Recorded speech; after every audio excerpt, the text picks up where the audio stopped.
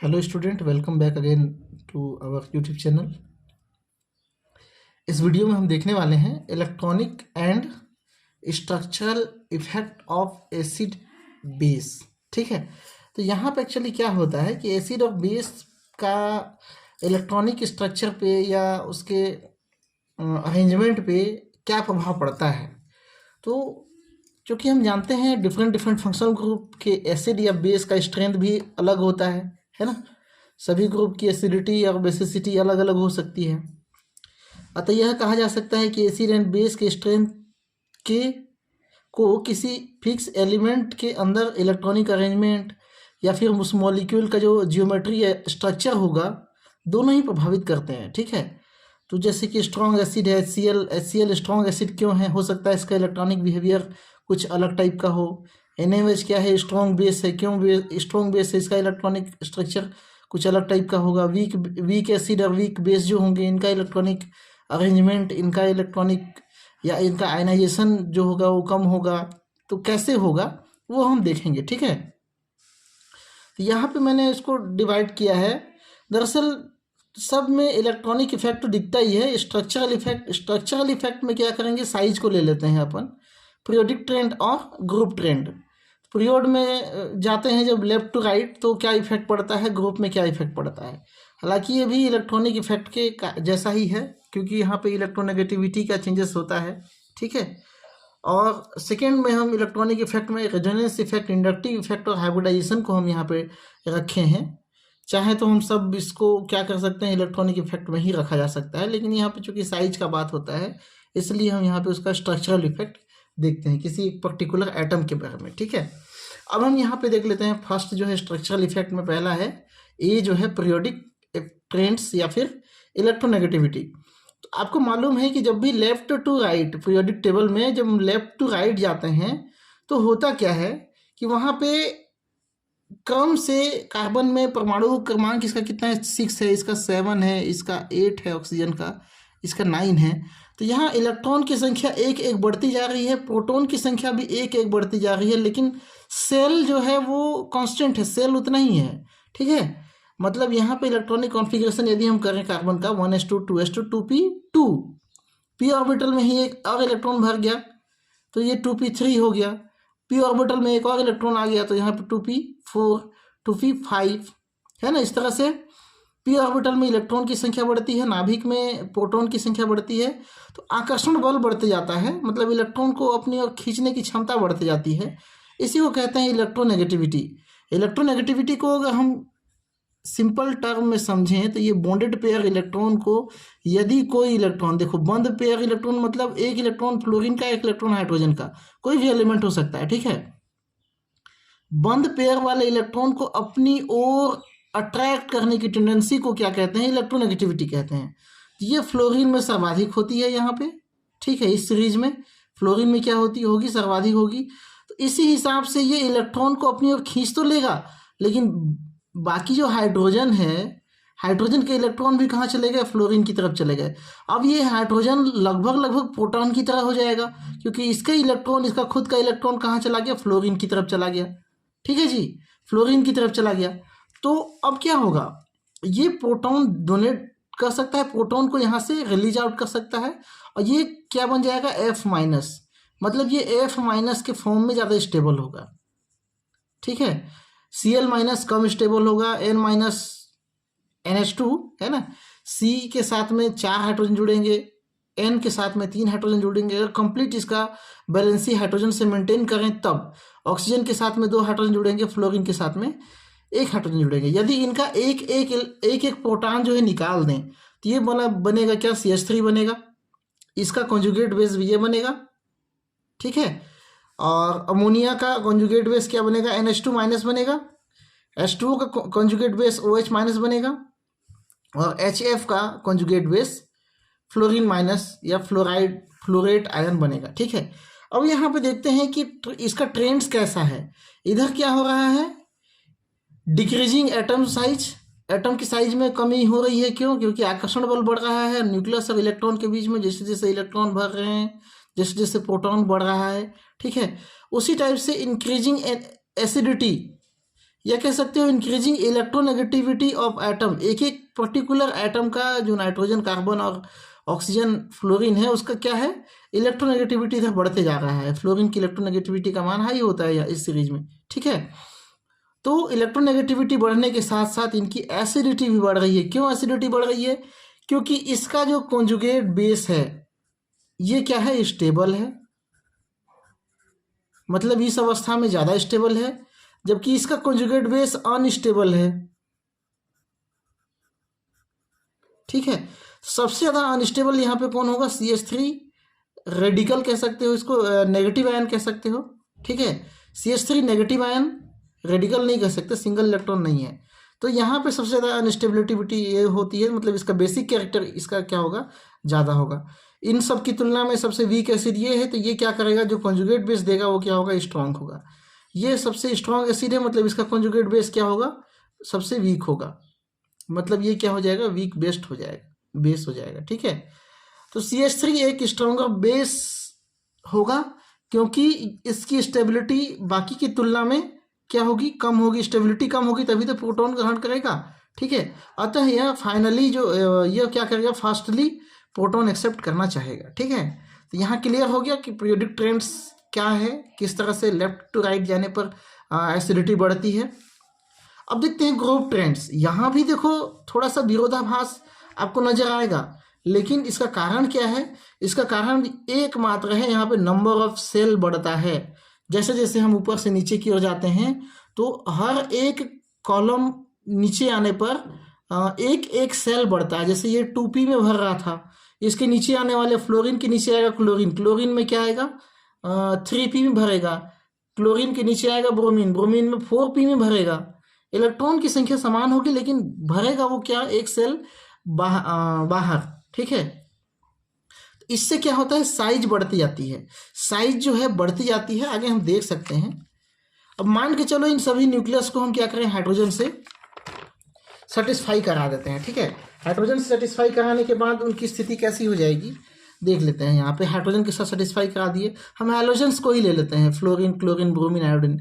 मैंने इसका साइज को बढ़ते हुए क्रम में दिखाया है, ठीक है, साइज इंक्रीजिंग।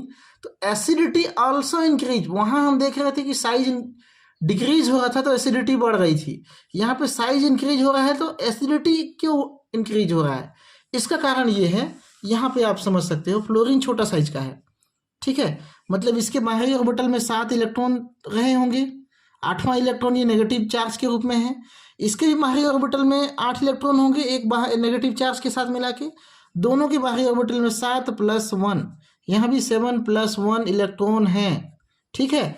लेकिन इसका एरिया छोटा है, कॉम्पैक्ट है ना, इसमें इलेक्ट्रॉन इलेक्ट्रॉन के बीच में रिपल्सन क्या होगा, ज़्यादा होगा, जबकि इसका एरिया क्या होगा, बड़ा है, मतलब इलेक्ट्रॉन यहाँ पे बाहरी सेल में दूर दूर होंगे, ठीक है, बाहरी सेल में दूर दूर होंगे, और यहाँ पे इलेक्ट्रॉन इलेक्ट्रॉन रिपल्सन क्या होगा, इस फ्लोरीन की तुलना में, फ्लोरीन वाले इलेक्ट्रॉन की तुलना में इनके बीच में रिपल्सन क्या होगा, कम होगा, ठीक है। मतलब यहाँ पे क्या होता है, larger volume of iodate helps the negative charge to be better spread, मतलब नेगेटिव चार्ज जो बाहर से आया हुआ है उसको ये क्या कर लेता है, अपने आप में अच्छे से इसको स्प्रेड कर लेता है, फैला लेता है, ठीक है। क्योंकि यहाँ पे ऐसा नहीं है कि इलेक्ट्रॉन ही बढ़ा है, इलेक्ट्रॉन के साथ साथ प्रोटॉन ही बढ़ा है, ठीक है। अगर मान के चलो 30 इलेक्ट्रॉन है तो 30 प्रोटॉन होंगे, 50 इलेक्ट्रॉन है तो 50 प्रोटॉन होंगे, इस तरह से बढ़ता है, ठीक है। तो यहाँ पे बोला गया है to be better spread out, ठीक है। So iodine is more stable, iodine minus is more stable than fluorine minus, ठीक है। आयोडीन जो माइनस चार्ज होगा वो ज़्यादा स्टेबल होगा, ज़्यादा स्टेबल होगा मतलब ये हाइड्रोजन को प्रोटॉन के रूप में रिलीज आउट करा देगा और ये आयोडेट के रूप में स्टेबल होगा, ठीक है। हाइड्रोजन जो इसके साथ जुड़ा है HI, तो ये हाइड्रोजन, इसका साइज बड़ा है, इसका बॉन्ड लेंथ भी क्या होगा, थोड़ा सा लंबा होगा, दूर होगा, हाइड्रोजन दूर जुड़ा होगा, तो ये इलेक्ट्रॉन को ले तो लिया, इलेक्ट्रोनेगेटिविटी इसकी भी होती है, इलेक्ट्रॉन को ले लिया और अपने आप में स्प्रेड आउट करा लिया, अपने आप में क्या करा दिया, स्प्रेड आउट कर लिया। और ये जो हाइड्रोजन है इसको प्रोटॉन के रूप में फ्लोरीन वाले की तुलना में ज़्यादा अधिक मतलब फास्टली ये क्या करता है, प्रोटॉन रिलीज आउट करता है। ठीक है, समझ रहे हो। इसका कारण यही है कि जो नेगेटिव चार्ज होता है उसको ये बेटर स्प्रेड कर लेता है अपने अंदर में। ठीक है, तो ये हो गया आपका ग्रुप ट्रेंड। ग्रुप में क्या हो रहा है, यहाँ भी इलेक्ट्रॉनिक स्ट्रक्चर के बारे में ही बात कर रहे हैं, लेकिन चूंकि साइज है इसलिए हम इसको स्ट्रक्चरल में रख दिए। ठीक है, साइज बढ़ने के बाद यहाँ पे क्या हो रहा है, एसिडिटी इंक्रीज हो रही है। ठीक है, और एसिडिटी इंक्रीज होगी तो बेसिसिटी क्या होगी, डिक्रीज होगी। इसको समझाने की जरूरत है नहीं, क्योंकि ज़्यादा स्टेबल है, मतलब ये मुश्किल से प्रोटॉन लेगा, जबकि फ्लोरीन कम स्टेबल है तो ये क्या कर लेगा, फास्टली प्रोटॉन लेगा H+। ठीक है जी, तो इस तरह से होता है। ठीक है, अब देखते हैं इलेक्ट्रॉनिक इफेक्ट। इलेक्ट्रॉनिक इफेक्ट में फर्स्ट आ जाता है रेजोनेंस इफेक्ट। रेजोनेंस क्या होता है, किसी एक फार्मूला को कई अलग अलग कैनोनिकल फार्मूला में दर्शाना। ठीक है, जब किसी मॉलिक्यूल में रेजोनेंस उपस्थित होता है तो वो ज़्यादा स्टेबल होता है ना। क्यों, क्योंकि वो अपने चार्ज का डीलोकलाइजेशन कर देता है। अगर मान के चलो चार्ज है तो चार्ज का डीलोकलाइजेशन करेगा, बॉन्ड है तो बॉन्ड का डीलोकलाइजेशन करेगा। मतलब इलेक्ट्रॉन का या इलेक्ट्रॉन पेयर का डीलोकलाइजेशन ही क्या है, रेजोनेंस है ना, किसी एक ही मॉलिक्यूल के अंदर में, ऐसा नहीं कि अलग अलग मॉलिक्यूल के अंदर में, नहीं। ठीक है, अब देख लेते हैं acetic acid is more acidic then ethanol. Acetic acid ethanol से क्यों ज़्यादा एसिडिक होता है, उसको हम रेजोनेंस इफेक्ट से समझा सकते हैं। ठीक है, तो यहाँ पे हम रेजोनेंस के लिए एसिटिक एसिड ले लेते हैं, CH3COOH एसिटिक एसिड, और CH3CHHOH ये क्या हो गया, एथेनॉल। इसका pKa वैल्यू क्या है, लगभग 5 के बराबर है। इसका pKa वैल्यू क्या है, लगभग 16 के। मतलब ये क्या है, कम वैल्यू जिसका आता है वो क्या होता है, ज़्यादा एसिडिक होता है। ठीक है, अब हम इससे अगर हम ये प्रोटॉन निकाल दें, तो यहाँ क्या बनेगा, O-। इससे प्रोटॉन निकालेंगे तो क्या बनेगा, यहाँ भी O-।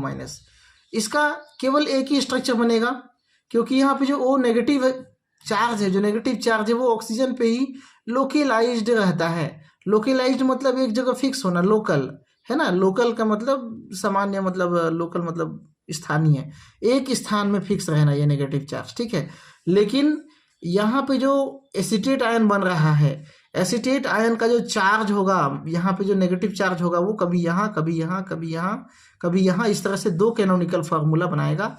एक जगह चार्ज यहाँ पे है तो ये चार्ज का डीलोकलाइजेशन हुआ, यहाँ डबल बॉन्ड वाला ये क्या बना देगा, यहाँ पे चार्ज बना देगा। यहाँ पे 1 2 3 4 लोन पेयर, 4 लोन वाले इलेक्ट्रॉन थे। अब यहाँ से ये 2 चला गया तो यहाँ पे 6 हो जाएंगे, और यहाँ पे जो 2 था वो यहाँ पे अटैक करेगा, यहाँ डबल बॉन्ड बनाएगा। यहाँ मिस्टेक हो गया है, यहाँ पे आपको डबल बॉन्ड शो करना है। ठीक है, तभी एक बॉन्ड इधर बना है। ठीक है जी, तो इस तरह से conjugate base of acetic acid is acetate ion. Acetate ion क्या है, उसका कॉन्जुगेट बेस है, जो कि which is resonance stabilise. Resonance के द्वारा ये क्या है, स्टेबलाइज होता है। मतलब इसकी रेजोनेंस के कारण कुछ एनर्जी ज़्यादा निकल जाती है, इसलिए वो ज़्यादा स्टेबल होता है। So acetate ion is a weak base than alcoholic anion, जिसको हम कहते हैं एथॉक्साइड। ठीक है, ये जो है ये एथॉक्साइड है और ये एसीटेट है। ठीक है, एथॉक्साइड में चार्ज लोकलाइज्ड है, मतलब यहाँ प्रोटॉन आएगा ये ले लेगा, लेकिन अगर यहाँ प्रोटॉन जुड़ने के लिए आता है तो ये चार्ज इधर से माइग्रेट करके यहाँ चले जाता है। अब यहाँ प्रोटॉन जुड़ने के लिए आता है तो ये चार्ज माइग्रेट करके इधर चला जाता है। मतलब प्रोटॉन को जुड़ने के लिए यहाँ पे 2 पॉसिबिलिटी है, और दोनों ही जगह जब प्रोटॉन घेर लेता है तभी जाके जुड़ता है ना। मतलब यहाँ पे क्या है, कम चांसेस है, यहाँ पे अधिक चांसेस है। ठीक है जी, और भी एग्जाम्पल है, जैसे CH3 CH2OH ज़्यादा कम एसिडिक है, किसकी तुलना में, फिनॉल की तुलना में।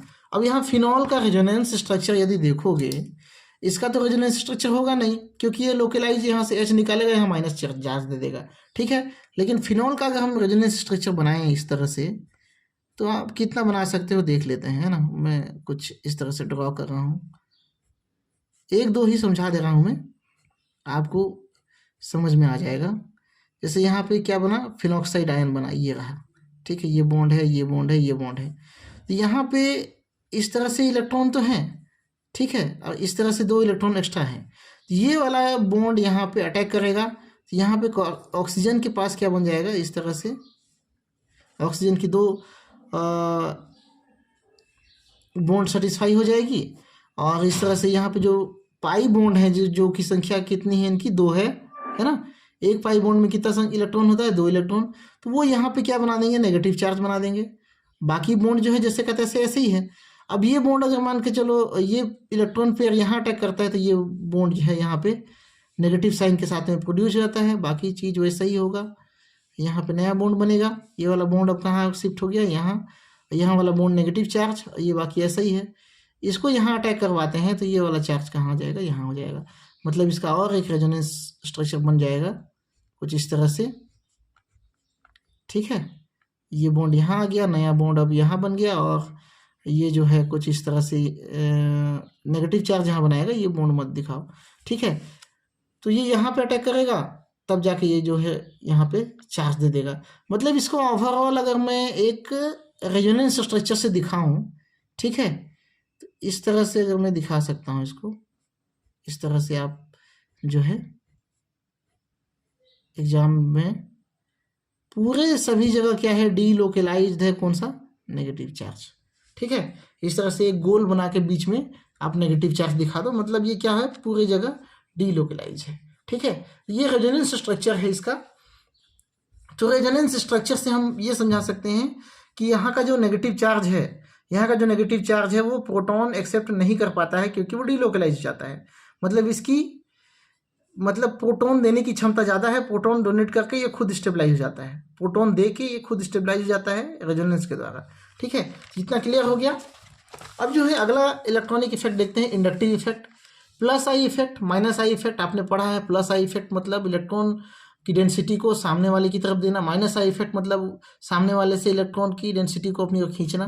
तो यहाँ पे जैसे प्लस आई इफेक्ट अगर हम देखते हैं तो CH3 में प्लस आई इफेक्ट होता है, C2H5 में होता है।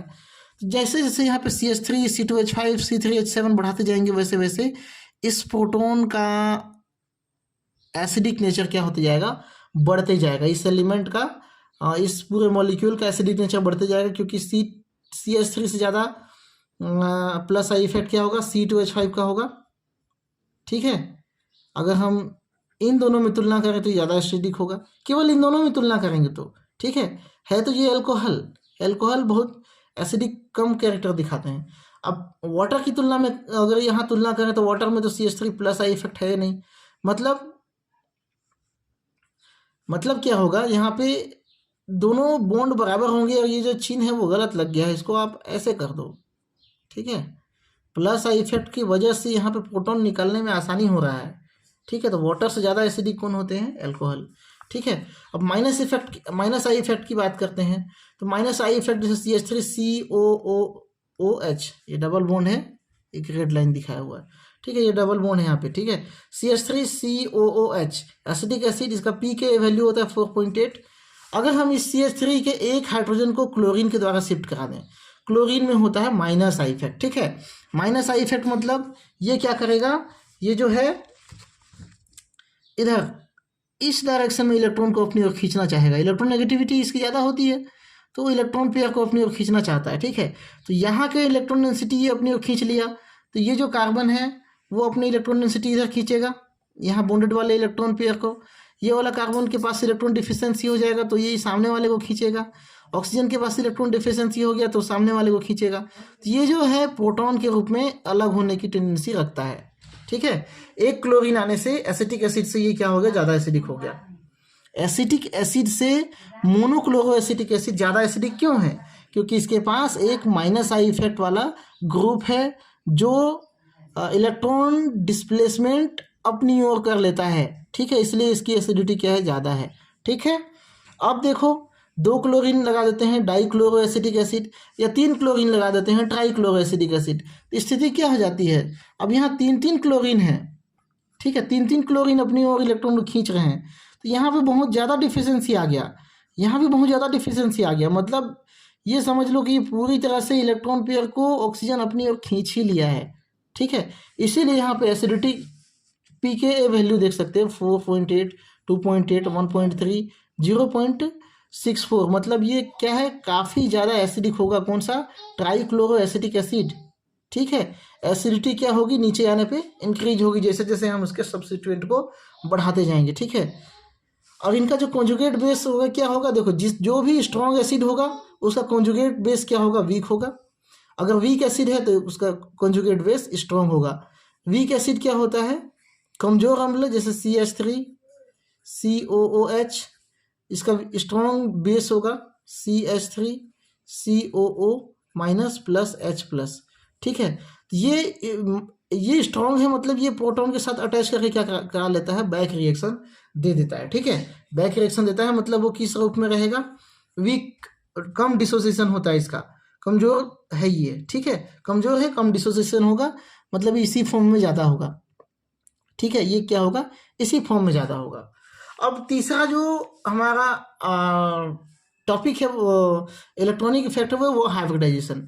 हाइब्रिडाइजेशन आपको मालूम है कि हाइब्रिडाइजेशन होता क्या है, अगर नहीं जानते हो तो फिर वीडियो बना हुआ है, हाइब्रिडाइजेशन टाइप करो, केमिस्ट्री ऑफ अल्ट्रा में ही आपको हाइब्रिडाइजेशन का अच्छा एक्सप्लेनेशन देखने को मिल जाएगा।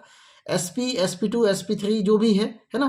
तो यहाँ पे sp sp2 और sp3 में हाइब्रिडाइजेशन में मैंने उस वीडियो में बताया है कि sp3 में एक s और तीन क्या होंगे, p ऑर्बिटल भाग लेते हैं और मिक्स होके 4 नए हाइब्रिड ऑर्बिटल बनाते हैं, जिसमें से प्रत्येक ऑर्बिटल में एस कैरेक्टर क्या होता है 25%, पी कैरेक्टर होता है 75%। मतलब यहाँ पे क्या बनेगा, 4 हाइब्रिड ऑर्बिटल बनेगा। चलो ये मान के चलो एक हाइब्रिड ऑर्बिटल है, ऐसे 4 बनेंगे। ठीक है, तो 4 में से यहाँ 25% की जो गुण होगी वो क्या होगी, एस की गुण होगी, और 75% पी का गुण होगा। ठीक है, इस हाइब्रिड ऑर्बिटल में 25% एस का गुण होगा, 75% पी का गुण होगा। इसी तरह से जब हम sp2 हाइब्रिडाइजेशन की बात करते हैं तो यहाँ पे क्या बनते हैं, 3 हाइब्रिड ऑर्बिटल बनते हैं। ठीक है, 3 हाइब्रिड ऑर्बिटल बनते हैं। अब प्रत्येक हाइब्रिड ऑर्बिटल में जो एस का गुण होता है वो 33% होता है, और पी का गुण क्या होता है 66% होता है। ठीक है, जब sp की बात करते हैं तो यहाँ पे 2 हाइब्रिड ऑर्बिटल बनते हैं। अब दोनों में एस का और पी का प्रॉपर्टी क्या होगा, एस की प्रॉपर्टी 50%, पी की प्रॉपर्टी 50% होती है, 50-50। तो यहाँ पे एक स्टेटमेंट है, जितना ज़्यादा एस कैरेक्टर बढ़ता है, एस कैरेक्टर जितना ज़्यादा बढ़ता है वो उतना ही अच्छा एसिडिक नेचर का होता है। तो एग्जांपल ले लेते हैं यहाँ पे एल्केन, एल्कीन और एल्काइन। एल्केन का pKa वैल्यू 50 से ऊपर है, मतलब ये क्या होगा, कम एसिडिक होगा। और जबकि एल्कीन का एसिडिक वैल्यू या pKa वैल्यू क्या होगा 45 के लगभग है, मतलब एल्केन की तुलना में एल्कीन थोड़ा सा एसिडिक होता है।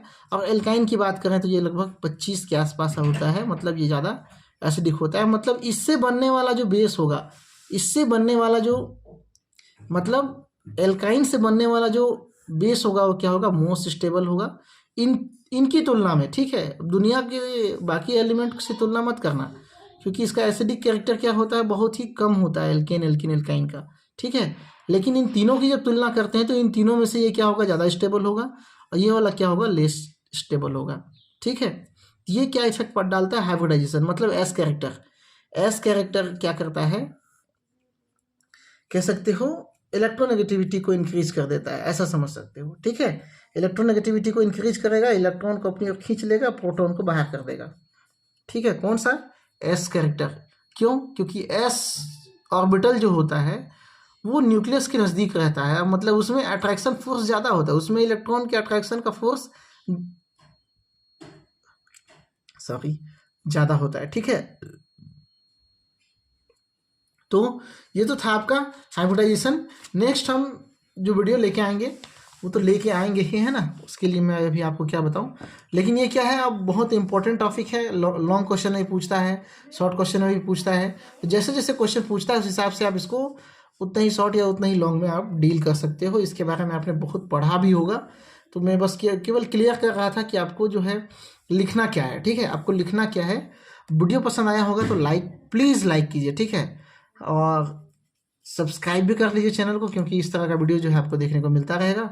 So thank you. ठीक है।